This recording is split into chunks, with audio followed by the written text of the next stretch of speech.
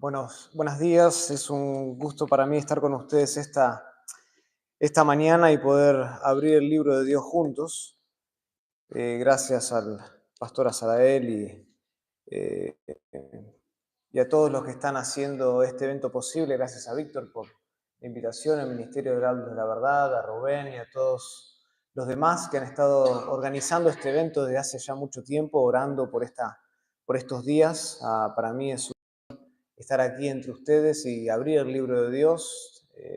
Mi familia, miembros de nuestra iglesia en Berea, los ancianos, miembros del staff de The Master Seminary les mandan sus saludos y están orando por estos días de los cuales vamos a estar juntos estudiando la palabra de Dios.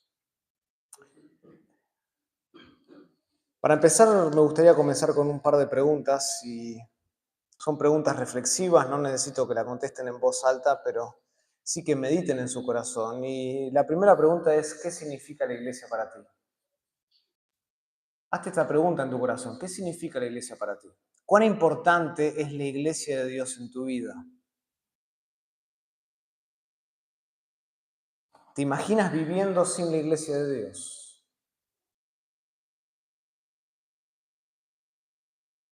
La realidad es que en el pasado un aprecio muy profundo por la iglesia, muy grande por la iglesia de Cristo. El gran reformador de Ginebra, Juan Calvino, una vez dijo: si no preferimos la iglesia sobre todos los demás objetos de nuestro interés, somos indignos de ser contados entre sus miembros.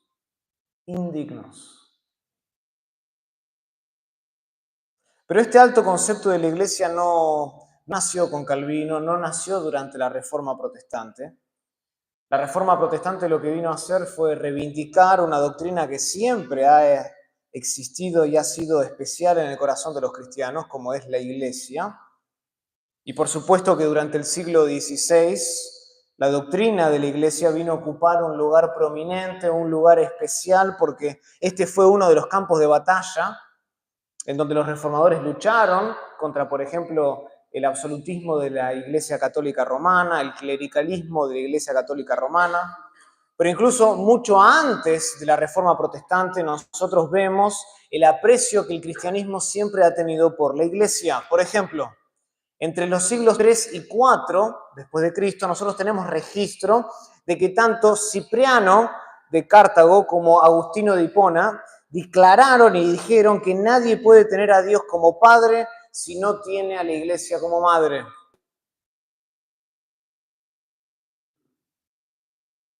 Ya en los siglos III y IV después de Cristo teníamos este tipo de evidencia de que la iglesia siempre ha sido importante para el cristianismo.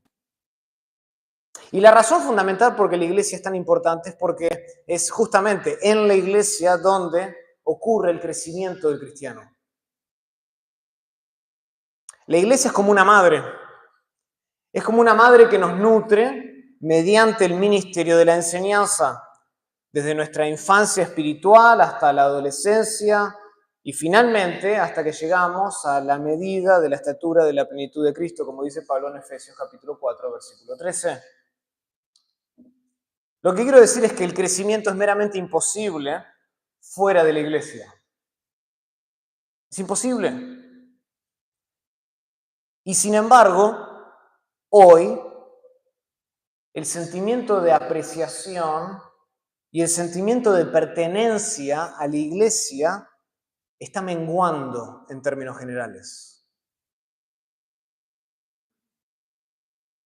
Hoy muchos llamados cristianos menosprecian el lugar que ocupa la iglesia en el plan de Dios para llegar a ser semejantes a la imagen de Cristo.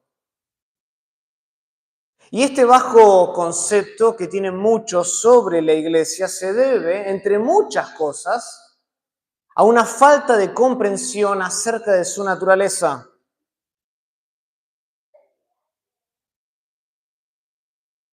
Ignora una de las declaraciones más importantes que nuestro Señor Jesucristo hizo acerca de la iglesia cuando en Mateo capítulo 16, versículo 18, Él se dirige a Pedro y le dice: sobre esta roca edificaré mi iglesia. Por tanto, esta mañana lo que me gustaría hacer es que reflexionemos sobre estas palabras de Cristo para entender la naturaleza de la iglesia. Porque nosotros no podemos comprender en qué consiste la iglesia y por qué debemos apreciarla hasta que entendamos verdaderamente el significado de la declaración de Jesús. Así que los invito esta mañana a que abran sus Biblias a Mateo capítulo 16 y vamos a estar estudiando tres aspectos de la naturaleza, o mejor dicho, tres aspectos que nos ayudan a definir la naturaleza de la iglesia y apreciarla por lo que verdaderamente es. Mateo capítulo 16, vamos a estar estudiando el versículo 18, pero por una cuestión de entender el flujo del argumento, vamos a leer desde el versículo 13 de Mateo 16. Versículo 13 dice así: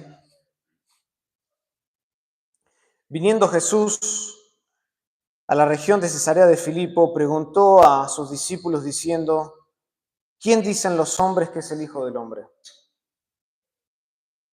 Ellos dijeron, unos Juan el Bautista, otros Elías y otros Jeremías o alguno de los profetas. Él les dijo, ¿y vosotros? ¿Quién decís que soy yo?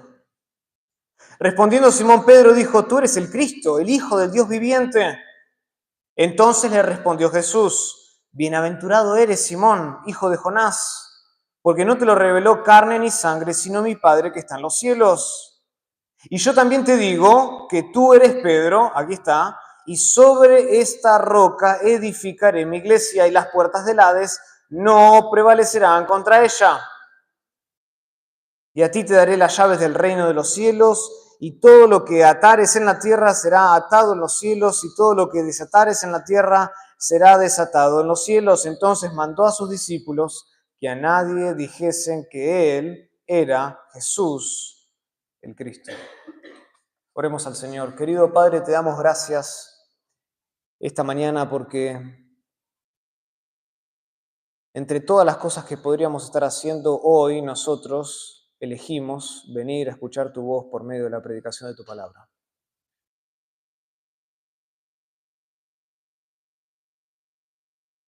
Hoy, como muchos, podríamos estar sumergidos en los afanes de la vida, haciendo otras cosas, justamente bien, buenas, pero esto es mejor. Es mejor venir y escuchar palabras que perduran por toda la eternidad. Palabras que tienen el poder para transformar nuestra alma, inclinar nuestra voluntad, modificar nuestros afectos, renovar nuestro entendimiento.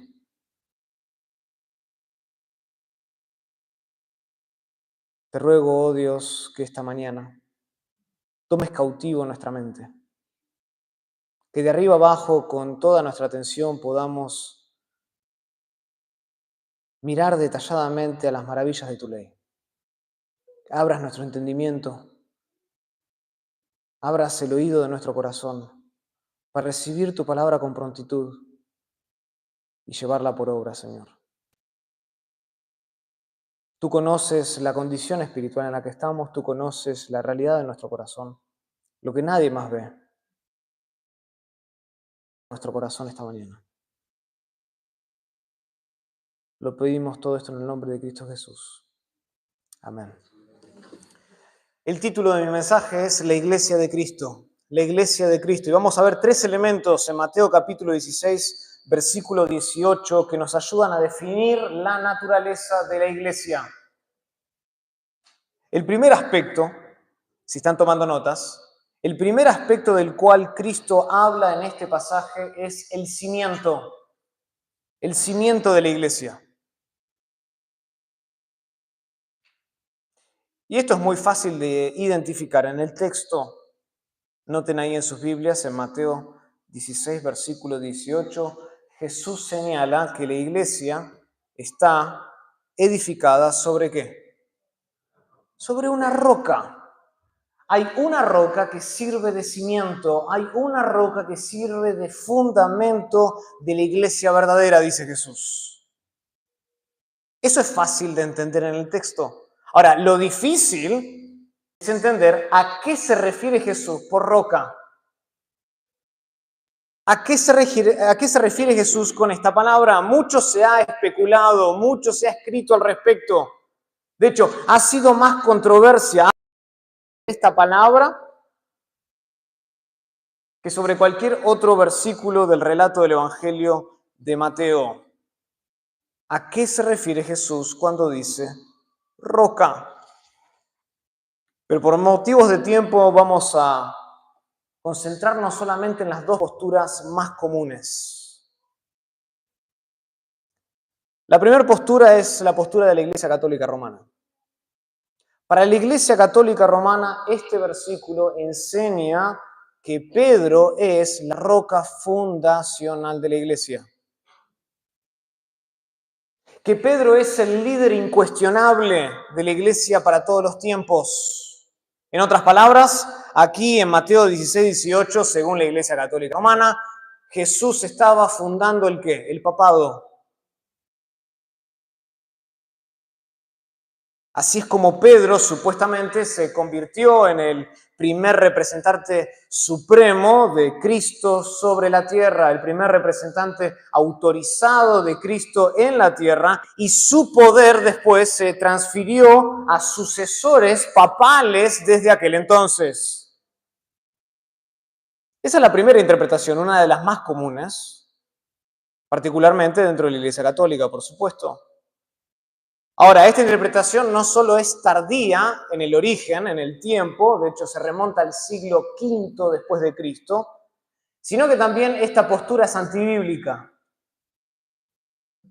En ningún lugar del Nuevo Testamento nosotros leemos sobre un sistema sucesorio de papas que ejercen máxima autoridad sobre la Iglesia, en ninguna parte.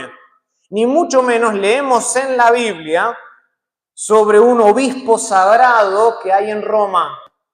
Búsquenlo, no lo van a encontrar. Tampoco hay, por ejemplo, indicio en la Biblia de que Pedro en lo sucesivo él fuera infalible en todas las afirmaciones que él declaraba. De hecho, unos versículos más tarde, ¿se acuerdan cómo lo llama Jesús a Pedro?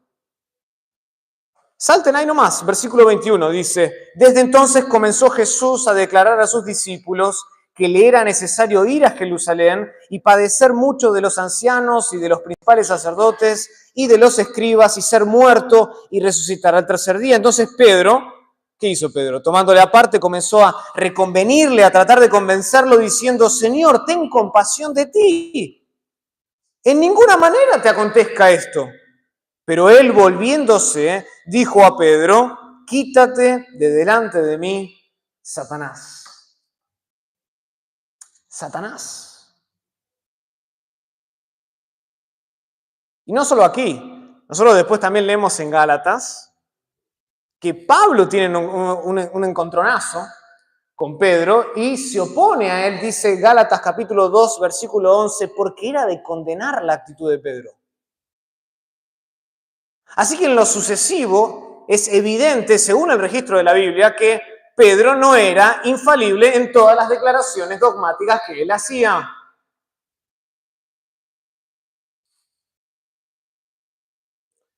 La Biblia sí enseña que él tenía una autoridad apostólica, pero esa autoridad no era papal, como la Iglesia Católica lo define.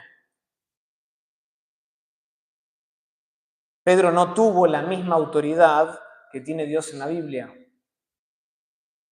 Por tanto, la confesión aquí de Jesús en Mateo capítulo 16 no tiene nada que ver con la postura que enseña la Iglesia Católica Romana, que interpreta a Pedro como la roca, el fundamento de la Iglesia. Para nosotros poder entender lo que Cristo quiso decir en este versículo, nosotros debemos analizar la frase con mayor detenimiento.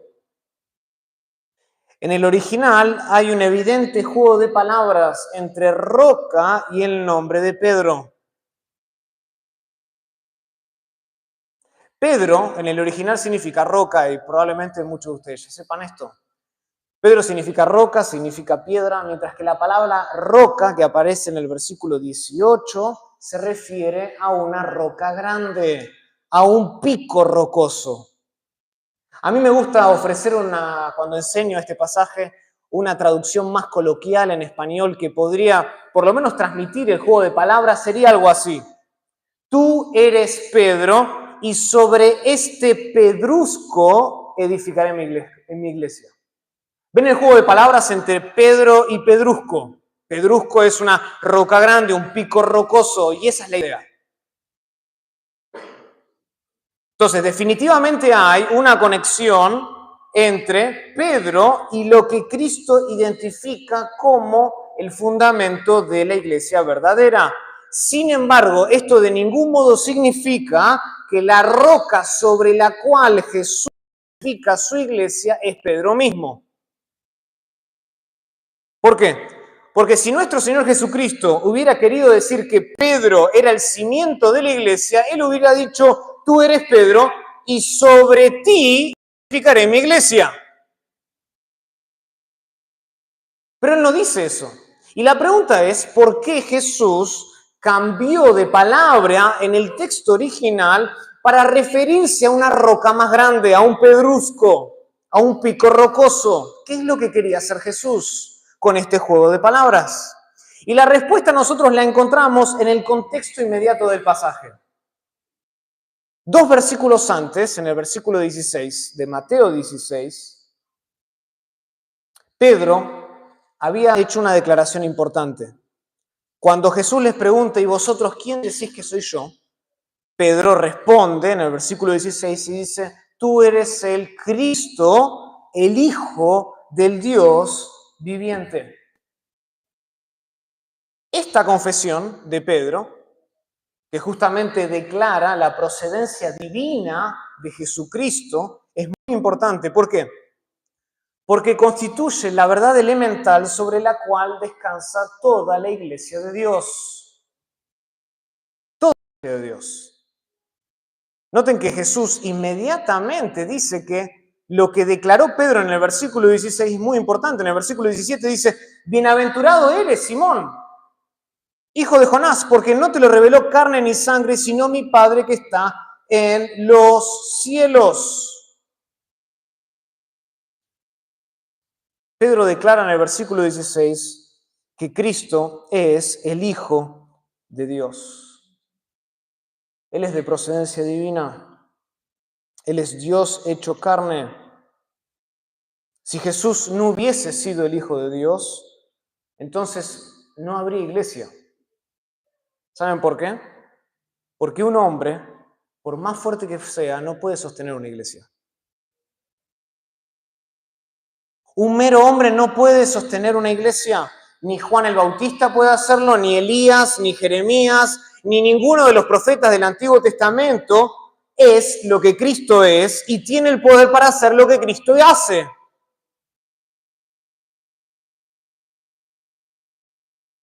La realidad de este pasaje y lo que nos enseña es que un mero hombre se hundiría bajo el peso de la iglesia. No podría sostenerla.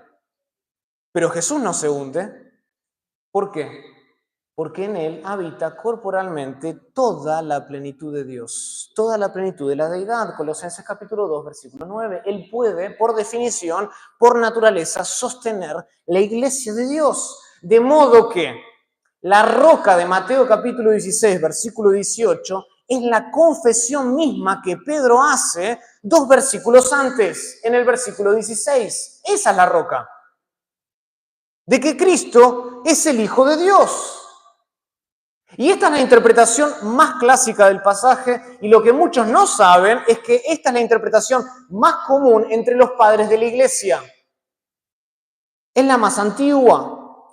Además, esta interpretación encaja muy, pero muy bien con el resto del Nuevo Testamento, en donde a Cristo se lo describe vez tras vez como el fundamento de la iglesia. Por ejemplo, acompáñenme a 1 Corintios capítulo 3.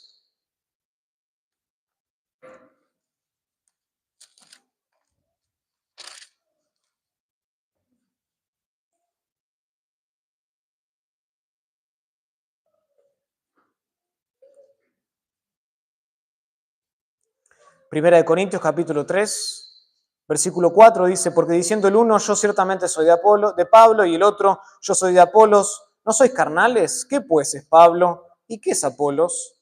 Servidores por medio de los cuales habéis creído, y eso según lo que a cada uno concedió el Señor. Yo planté, Apolos regó, pero el crecimiento lo ha dado Dios.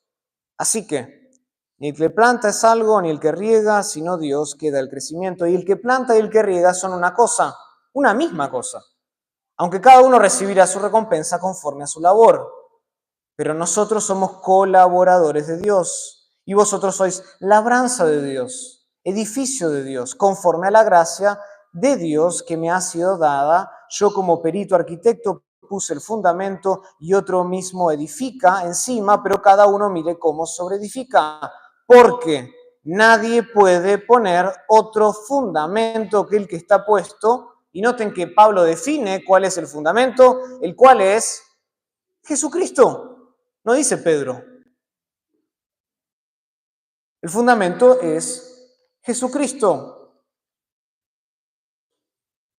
En primera de Pedro capítulo 2, recién se leía hace un instante,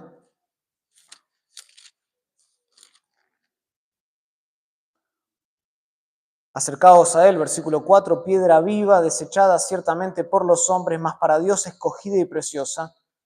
Vosotros también como piedras vivas sed edificados como casa espiritual y sacerdocio santo para ofrecer sacrificios espirituales aceptables a Dios por medio de Jesucristo, por lo cual también contiene la Escritura, versículo 6 de 1 de Pedro 2, he aquí pongo en Sión la principal piedra del ángulo escogida y preciosa, y el que creyere en él no será avergonzado. ¿Quién es él? Cristo, no es Pedro. Para vosotros, pues, los que creéis, Él es precioso, pero para los que no creen, la piedra que los edificadores desecharon ha venido a ser la cabeza del ángulo, el fundamento, el cimiento. Entonces, no hay duda, según el relato de Mateo 16, la interpretación más antigua de la historia de la Iglesia y lo que el Nuevo Testamento enseña, que el único fundamento de la Iglesia es el Señor Jesucristo. Por supuesto que nosotros no podemos desligar a Pedro de la confesión que él hace en el versículo 16, y por eso creo yo que esta es la razón por la que hay ese juego de palabras en el versículo 18 entre Pedro y Pedrusco. Jesús quiere conectar estos dos versículos, quiere conectar el versículo 18 con el 16, por eso está ese juego de palabras. Además, estoy seguro de que si nosotros le decimos a Pedro y lo tendríamos aquí y le preguntáramos, le diríamos, Pedro, ¿tú eres el fundamento de la iglesia? Él contestaría, no. Yo no soy el fundamento, Cristo es el fundamento, solo Él es el Mesías, solo Él es el Hijo de Dios viviente, yo soy un mero siervo indigno. Entonces, Mateo 16 enseña que la iglesia entera descansa en Cristo y nadie más. Cualquier otro fundamento es semejante a la arena. A la arena que se hunde ante la más pequeña tormenta. ¿Se acuerdan el relato del Sermón del Monte, las dos casas, la parábola de las dos casas? Una casa se hunde porque el cimiento está construido sobre la arena. Pero la otra resiste todo tipo y clase de ola, de viento, porque está construida sobre la roca. Hermanos, no hay otro cimiento más firme, no hay otro fundamento más duradero que Jesucristo. No hay otro. En Él nosotros nos apoyamos y de Él nosotros dependemos constantemente para nuestra salvación. Esto significa que pertenecer a una iglesia no salva en absoluto. No salva en absoluto, no importa cuán grande y cuán sólida sea la congregación. Tú puedes ser miembro de la iglesia más saludable que haya en la tierra, pero si tú no estás en Cristo, estás engañado y todavía estás muerto en delitos y pecados. De la misma forma que asistir a un concierto no te convierte a ti en un músico, Tú no eres un cristiano por el simple hecho de asistir a una iglesia.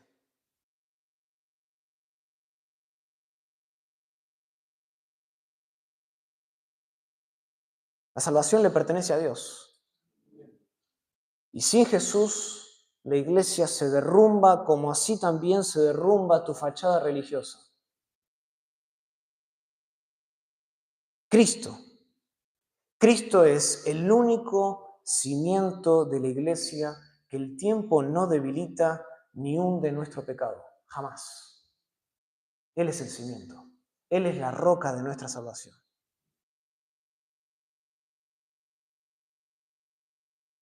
Ese es el primer aspecto que enseña este pasaje. Pero hay otro aspecto que debemos considerar para apreciar más la naturaleza de la iglesia, y noten cuál es. El segundo elemento, el segundo aspecto es el compromiso que Cristo tiene con la iglesia. Vimos el cimiento, el segundo punto es el compromiso. Noten en sus Biblias el compromiso que Cristo tiene con la iglesia. Jesús declaró lo siguiente: sobre esta roca que edificaré mi iglesia.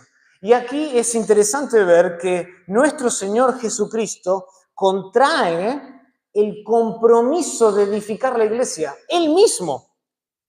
Es Cristo quien de manera unilateral adquiere la obligación de edificar la iglesia. Él no dice, vamos a ver, nos juntamos, a ver, votemos entre ustedes y yo si edificamos o no lo hacemos.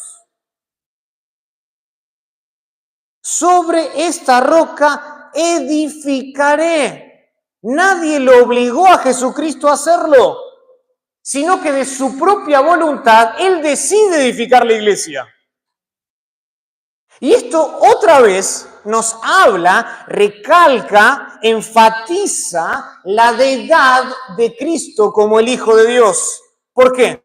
Porque cualquier persona puede hacer un compromiso, ¿o no? Cualquier persona puede hacer un compromiso, pero nadie puede garantizar que va a cumplir ese compromiso. Nadie. Ningún ser humano puede garantizar que va a cumplir su compromiso. Porque nosotros no controlamos todas las cosas. Hay factores que están más allá de nuestro control. Y muchas veces no podemos cumplir lo que prometimos. No podemos llevar a cabo lo que prometemos. O sea, esto indica que solo alguien que cuenta con el dominio absoluto de todas las cosas, tanto en los cielos como en la tierra, puede adquirir una obligación de tal magnitud como esta.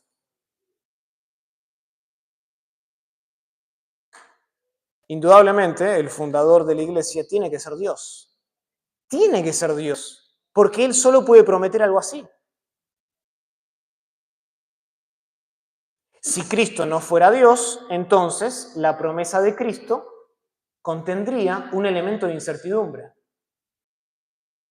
No podríamos nosotros estar completamente seguros si la declaración de Jesús es confiable o no.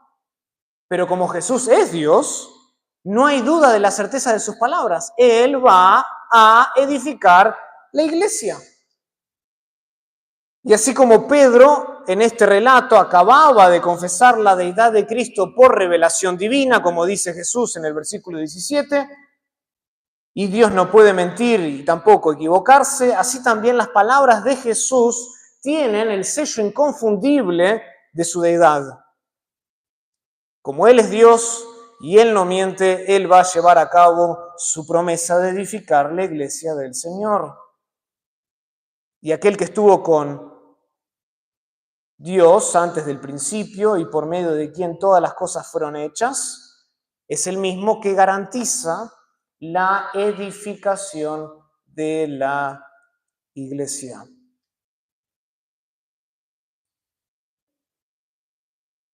En el principio era el Verbo y el Verbo era con Dios y el Verbo era Dios.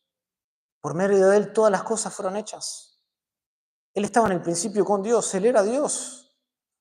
Y Él es el mismo que garantiza que la iglesia se va a edificar. Este es su compromiso, su propio compromiso con la iglesia, el cual está divinamente respaldado por su autoridad, una autoridad que va más allá de la tierra, incluye el cielo. ¿Se acuerdan en Mateo capítulo 28, al final, cuando Jesús hace la gran comisión? Versículo 18 dice, y Jesús se acercó y les habló diciendo, toda potestad me es dada, ¿dónde? En el cielo y en la tierra. Él tiene potestad. Entonces, la iglesia es la única institución en el mundo realmente exitosa. ¿Por qué? Porque cuenta con el respaldo de Dios. No puede perecer jamás. Jamás. Es la única institución exitosa. Y esto es de consuelo para nosotros. De gran consuelo para nosotros. Porque hay muchos cristianos que pertenecen a congregaciones pequeñas, en donde la asistencia disminuye con el pasar de los años. Y como no viene gente nueva los domingos, y hay pocas conversiones, y ya no recordamos cuándo dimos la bienvenida al último miembro, hay muchos cristianos que pierden el sentido de la presencia de Dios entre ellos. Y hay cada vez más cristianos que se desaniman. Y no solo se desaniman, se avergüenzan de la congregación a la que pertenecen.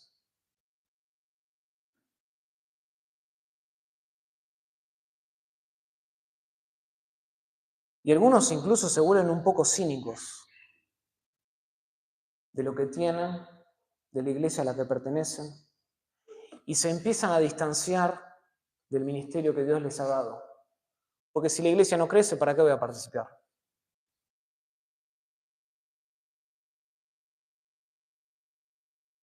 Y es en momentos como esos, donde crece el desánimo, donde nuestro corazón alberga ese sentido de vergüenza.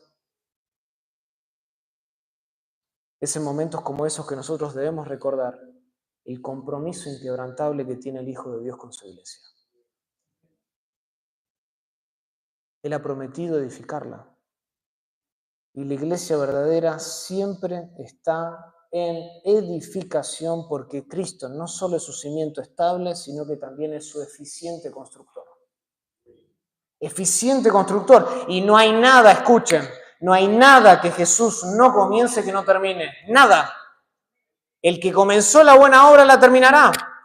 Él es fiel para cumplirla. Y el testimonio más asombroso, más palpable y más tangible que nosotros tenemos de esto es la creación. Todos los días nos recuerda que Dios termina lo que comienza.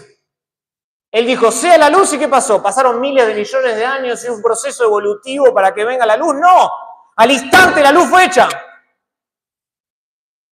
Y dijo, sean las plantas, y fueron las plantas, sean los animales, y vinieron los animales. Y él dijo, sea la iglesia, y fue la iglesia. Y la iglesia será terminada, y será edificada, y podemos descansar sobre esa promesa. Quien edifica la iglesia es Jesucristo. Él es el eficiente constructor. Ahora bien, esto de ninguna manera significa que Jesús trabaja solo. La Biblia enseña que los cristianos se unen a esta obligación divina que no puede fracasar nunca por la delegación soberana del Espíritu Santo. En el momento de la conversión, todos nosotros recibimos de parte de Dios al menos un don espiritual. Al menos uno. ¿Y para qué lo recibimos? ¿Lo recibimos para que nos saquen fotos? ¿Para que nos aplaudan? ¿Para que nos den plaquetas y un reconocimiento? No. La Biblia enseña que nosotros recibimos dones para la edificación del cuerpo de Cristo. Romanos capítulo 12.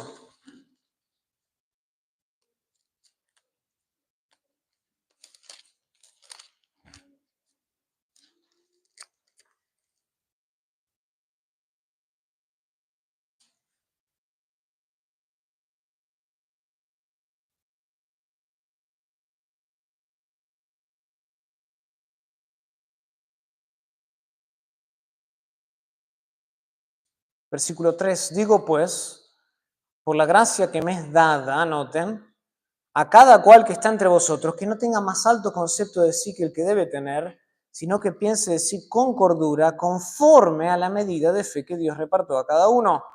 Porque de la manera que en un cuerpo tenemos muchos miembros, pero no todos los miembros tienen la misma función, así nosotros, siendo muchos, somos un cuerpo de Cristo y todos miembros los unos de los otros, de manera que, teniendo diferentes dones, según que la gracia que nos es dada, si el de profecía, y ahí continúa Pablo. Noten que los dones nos han sido dados según la gracia de Dios, la bondad de Dios, la voluntad de Dios. Primera de Corintios, capítulo 12, también establece esta verdad. Primera de Corintios, capítulo 12.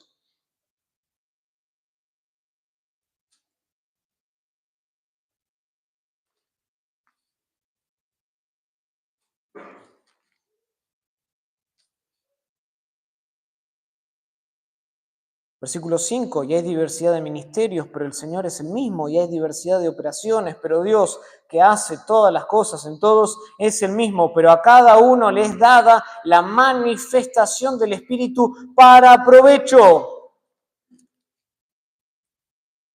Versículo 11, pero todas estas cosas las hace uno y el mismo Espíritu, repartiendo a cada uno en particular como que, como Él quiere.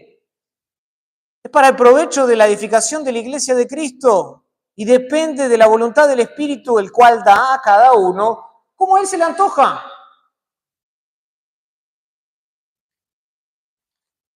Primera de Pedro, capítulo 4.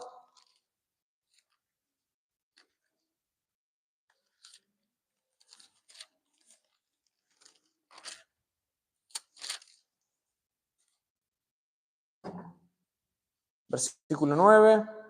Hospedados los unos a los otros sin murmuraciones, cada uno según el don que ha recibido, ministrelo a los otros como buenos administradores de la ¿qué? De la multiforme gracia de Dios. Es la gracia de Dios los dones que tenemos. Su multiforme gracia, que luce diferente para cada uno, pero con un mismo propósito. O sea, todos estos pasajes, el Nuevo Testamento señala que nosotros, como creyentes, somos equipados, no en parejas, no en familias, somos equipados individualmente con la multiforme gracia de Dios, con el propósito de ministrar al cuerpo de Cristo. Y Pablo deja esto bien en claro en 1 Corintios 14, versículo 12, cuando él dice, así también vosotros, pues que anheláis dones espirituales, procurad abundad en ellos para edificación de la iglesia. Noten entonces que nosotros colaboramos en la edificación de la iglesia mediante el uso de los dones espirituales. Increíble. Cada creyente, leíamos hace un instante en Primera de Pedro capítulo 2, cada creyente es como una piedra viva que ha sido sacada de la cantera del mundo y ha sido colocada en este edificio espiritual que tiene como fundamento a Cristo. Él es el fundamento, Él es el cimiento y nosotros somos piedras vivas en donde se va construyendo y edificando esta hermosa iglesia. Y a medida que nosotros servimos a otros en la iglesia, Cristo va cumpliendo su promesa de edificarla. Y esto, por un lado, actúa como un correctivo a nuestro entendimiento del ministerio. ¿Por qué digo esto? Porque muchas veces nosotros pensamos que podemos edificar la iglesia a nuestra manera. Entonces, ¿qué hacemos?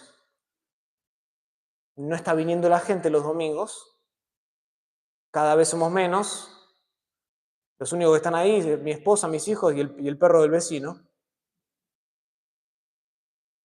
¿Qué hacemos entonces? Acudimos a estrategias, a métodos de hombres, para hacer lo que solo Jesús puede hacer. Y nosotros tenemos la tendencia en nuestro corazón de querer colaborar en la iglesia como a nosotros más nos gusta o mejor nos parece.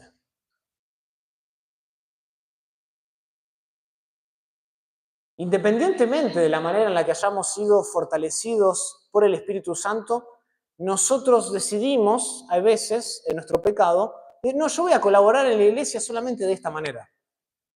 A mí me gusta solamente esto. Y nos olvidamos que Cristo ya tiene un plan maestro de construcción.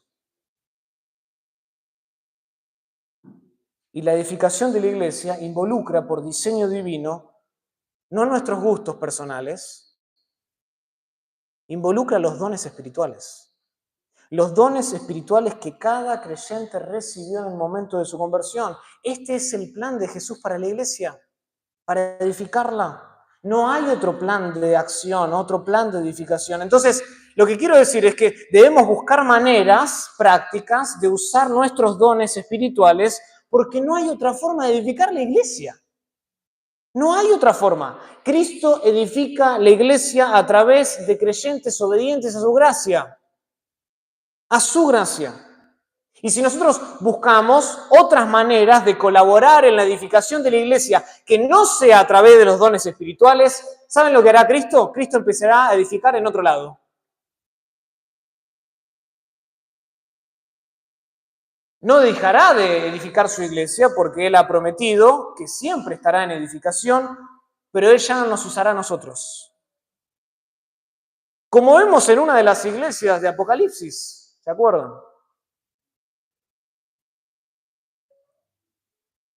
Por otro lado, esto también nos enseña que el compromiso que tiene Cristo con la iglesia nos recuerda a nosotros que ninguno de nuestros esfuerzos es en vano. Ninguno. Ninguno de nuestros esfuerzos es en vano. La edificación de la iglesia es una certeza absoluta porque Jesús, como Dios, se ha entregado por completo a su causa, a su construcción. Entonces recuerda esto, hermano, no importa cuán desalentadora pueda parecer la condición de la iglesia en la que estás, desde nuestra perspectiva humana, recuerda que Jesús se comprometió a terminar la obra de construcción. Unilateralmente. Él decidió terminarla. Entonces, no nos relajemos jamás. Esto no es en vano. Entreguémonos incalzablemente al servicio del cuerpo de Cristo. Invirtamos el tiempo, la energía, el dinero y especialmente invirtamos nuestros dones en la iglesia porque la victoria de la construcción ya está garantizada. Él es fiel para terminar lo que comenzó.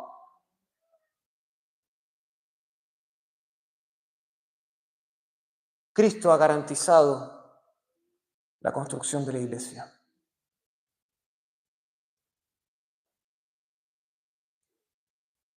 En tercer y último lugar, el tercer y último aspecto de este pasaje es la comunión que Cristo tiene con la iglesia. Vimos el cimiento, vimos el compromiso. Mi tercer y último punto esta mañana es la comunión que Cristo tiene con la iglesia. Noten que Jesús, si volvemos a Mateo 16, alude a esta intimidad profunda que Él tiene con los creyentes cuando Él dice, y sobre esta roca edificaré ¿qué? Mi iglesia. No dice la iglesia. Dice mi iglesia. Cada palabra inspirada, cada palabra es importante. Y este pronombre, mi, está en una posición enfática en el texto original. Lo que quiere decir es que la iglesia le pertenece a Cristo y a nadie más, es de Él. Es una institución de propiedad divina que está estrechamente conectada con Jesús y depende de Jesús para existir. Por eso es que en el Nuevo Testamento a la iglesia también se le llama el cuerpo de ¿quién? No se le llama el cuerpo de Pedro, porque el cuerpo de Pedro sigue en la tumba. Se le llama el cuerpo de Cristo. Romanos 12, versículo 5, Primera de Corintios 12, versículo 27, Efesios capítulo 4, versículo 12, son pasajes que hablan de la iglesia como el cuerpo de Cristo. O sea, la iglesia no es un grupo de personas que se reúnen con los mismos intereses. No, la iglesia es mucho más que eso. Tenemos intereses, por supuesto, pero ¿qué es la iglesia? La iglesia es una asamblea de personas que han sido convocadas por Dios y separadas para Cristo para siempre. Eso es la iglesia. Y hay un solo propietario de la iglesia y su nombre es Jesucristo. La iglesia es de Él. Y esto es maravilloso cuando uno estudia el Nuevo Testamento, porque uno ve que en realidad la iglesia es un regalo que Dios el Padre le da a Dios el Hijo. Es un don exclusivo del Padre al Hijo. ¿Se acuerdan en Juan capítulo 6, versículo 37? Cristo declara y Él dice, todo lo que el Padre me da, vendrá a mí. Y al que a mí viene, no le echo fuera. Noten lo que dice Jesús, todo lo que el Padre me da. 2 versículos después, en Juan 6, versículo 39, Él vuelve a decir y dice, y esta es la voluntad del Padre, el que me envió, que de todo lo que me diere no pierda yo nada, sino que lo resucite en el día postrero. ¿Ven eso?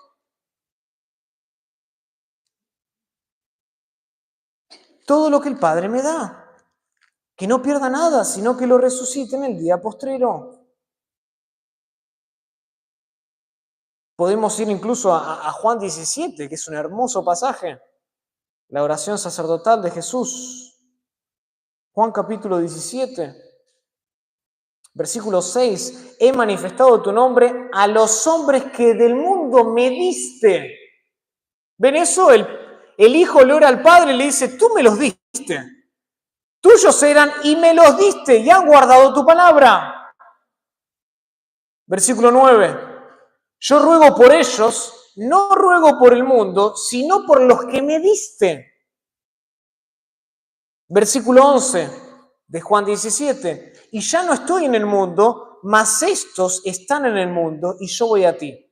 Padre Santo, a los que me has dado, guárdalos en tu nombre para que sean uno, así como nosotros. Cuando estaba con ellos en el mundo, yo los guardaba en tu nombre. A los que me diste, yo los guardé. Y ninguno de ellos se perdió, sino el hijo de perdición, para que la escritura se cumpliese. Vez tras vez vemos Jesús, ya sea orándole al Padre o refiriéndose al Padre y diciendo que los creyentes son aquellos que el Padre le ha dado al Hijo. O sea, noten que desde la perspectiva de Jesús, Cristo ve a la iglesia como una expresión del amor irresistible del Padre. Son un don, son un regalo. Por esta razón, como leímos hace un instante, Él nunca echa afuera a ninguna persona que cree en Él para salvación de pecados. Nunca echa a nadie afuera. Y Jesús mismo se encarga de no perder a ningún cristiano en esta vida, ni en la venidera, porque de lo contrario, ¿qué estaría haciendo Él? Estaría despreciando el regalo del Padre.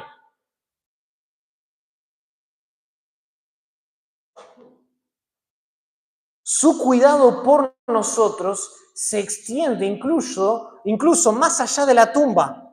Dice, los resucitaré en los postreros días.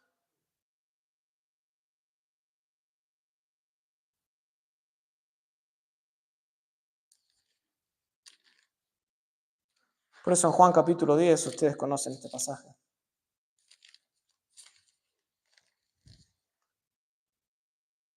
Versículo 28. Vamos a leer el 27, dice. Juan 10, 27, mis ovejas oyen mi voz, y yo las conozco y me siguen. Y yo les doy vida eterna, y no perecerán jamás. Y jamás incluye no solo la vida ahora, sino también la vida venidera. Jamás. Ni nadie las arrebatará de mi mano.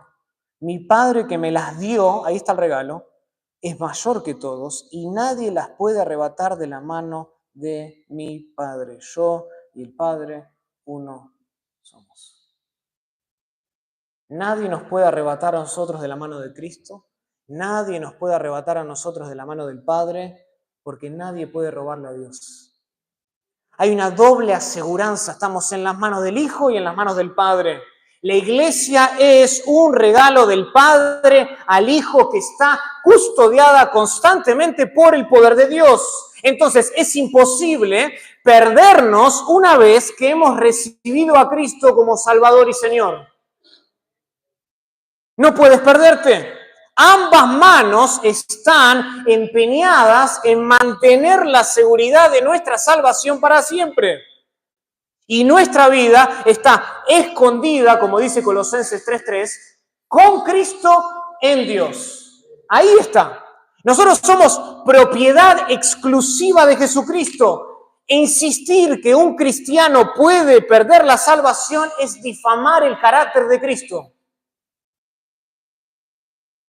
Es negar la declaración que Él mismo hizo en Mateo 16, 18. Nosotros somos su iglesia y lo seguiremos siendo hasta el final de los tiempos.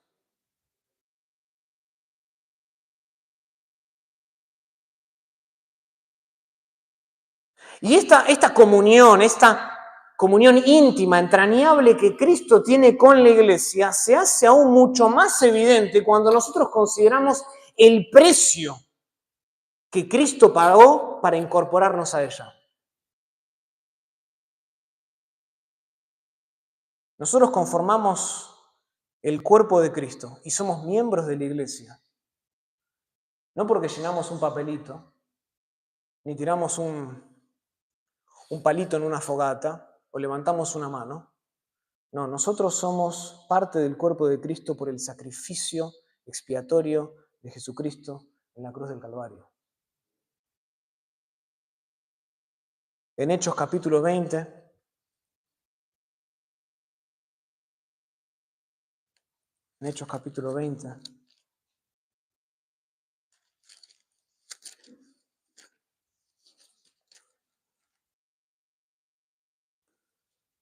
versículo 28, Pablo se dirige a los ancianos en Éfeso y les dice, por tanto, mirad por vosotros y por todo el rebaño, en que el Espíritu Santo os ha puesto por obispos, para apacentar la iglesia del Señor, escuchen, la cual Él ganó por su propia sangre. Ese es el precio que Cristo pagó. Su sangre. Escuchen, hermanos, el Gólgota, donde Cristo murió, no era un lugar de destino famoso en aquella época, de turismo. Lejos de ser un sitio de turismo, como lo es hoy en Israel. El Gólgota en aquella época era un lugar donde había mucha sangre.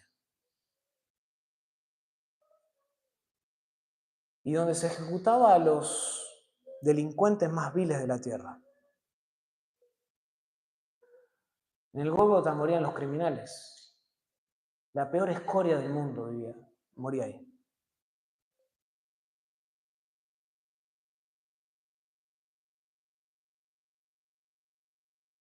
Pero de tal manera nos amó Dios, que envió a su Hijo al mundo para que fuese hecho carne y habitase entre nosotros y muriera la muerte que nosotros debíamos morir. Y Cristo se identificó con nosotros hasta la muerte. y muerte de cruz, como dice Pablo en Filipenses capítulo 2, versículo 8. Y fue en esa cruenta cruz que Jesús colgó desnudo ante la ira de Dios el Padre por todos nuestros pecados, para que nosotros fuésemos hechos justicia de Dios en Él, para que fuésemos revestidos con las mismas exigencias divinas que Dios el Padre exige para entrar al reino de los cielos. Hermanos, ese fue el precio. El precio que nuestro Señor Jesucristo pagó por la iglesia en el Calvario.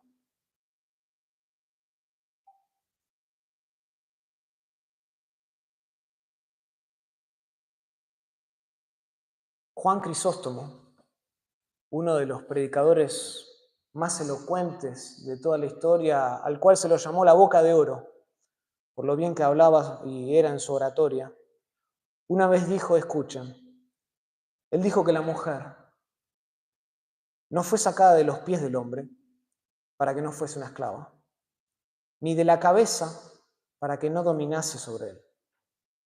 Él dijo, la mujer fue sacada del costado de Adán para que fuese su compañera y su ayuda idónea. Y del mismo modo que Eva fue tomada del costado de Adán, la iglesia nació del costado de Cristo en la cruz para que fuera su compañera para siempre.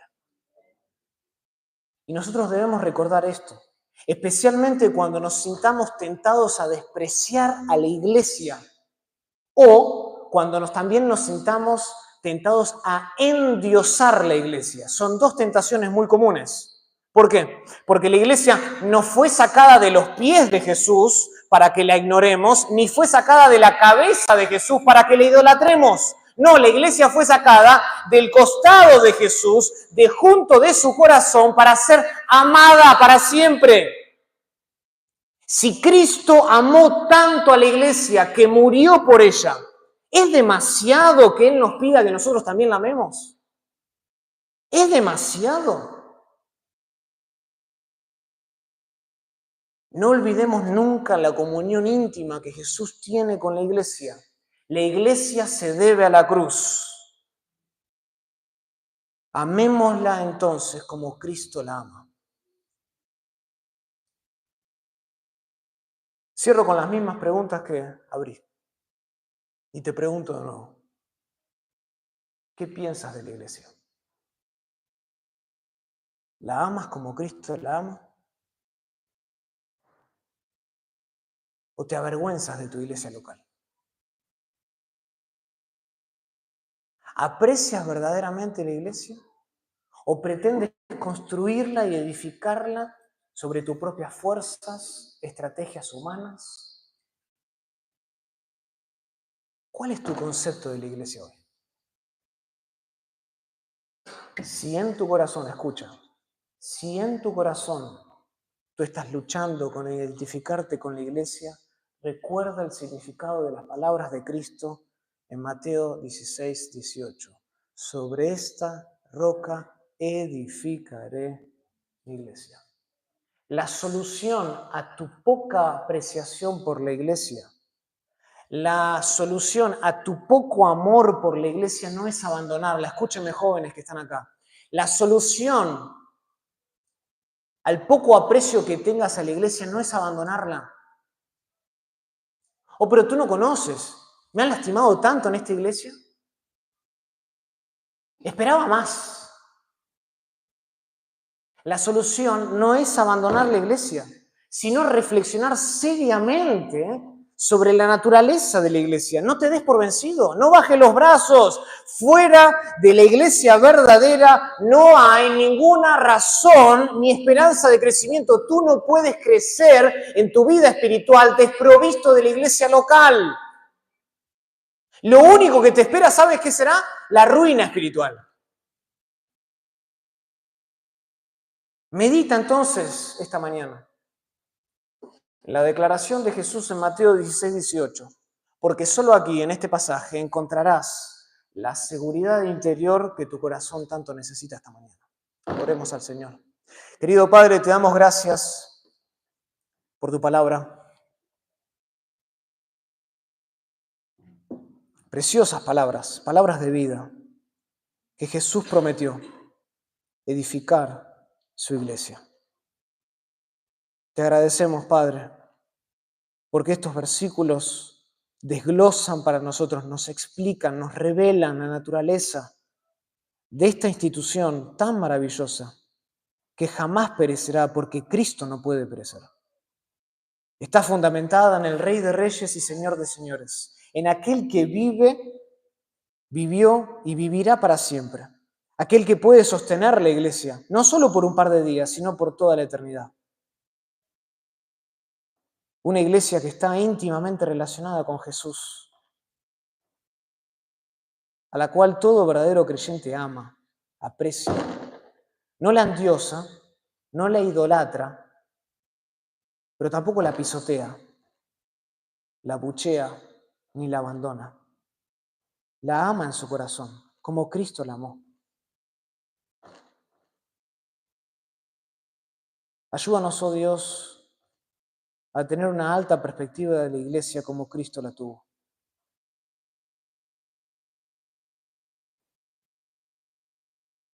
Usa este pasaje para lidiar y tratar con nuestro corazón. Cualquier sea la situación, sea que estemos considerando abandonarla, dejarla, tirar la toalla.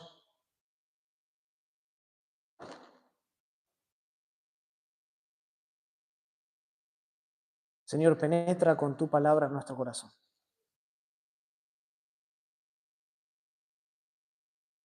Y recuérdanos que la victoria ya está garantizada. Cristo prometió edificar la iglesia y Él es fiel y justo para edificarla hasta el final. Oramos todo esto en el nombre de Cristo Jesús. Amén.